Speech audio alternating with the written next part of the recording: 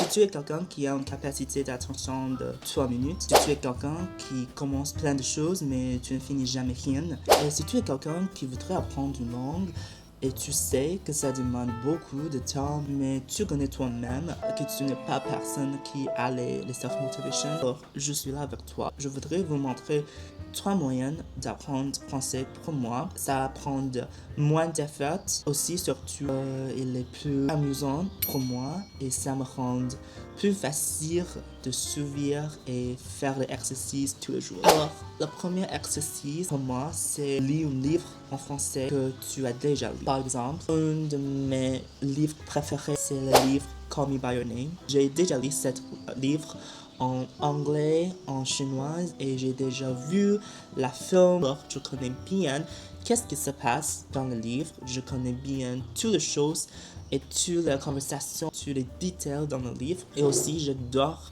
l'histoire. Alors, c'est une bonne idée pour moi parce que d'abord, il y a beaucoup de vocabulaire que je ne comprends pas. C'est normal. Je suis jamais perdu dans le livre aussi. Alors, il y a 2 choses qui est bien. La première, c'est parce que tu aimes l'histoire, c'est plus facile de suivre les livres, même si c'est un peu plus difficile pour ton niveau de français maintenant. Et 2, tu peux vraiment apprendre beaucoup de vocabulaire et les moyens de parler quelque chose qu'on peut avancer pour ton niveau maintenant. Et je pense que ça, c'est une bonne chose que tu dois faire les challenges pour améliorer, pour apprendre. Bref. Et la deuxième chose, pour moi, c'est écouter du podcast. Il y a beaucoup de ressources sur YouTube, Spotify. Mon préféré, c'est sur Spotify.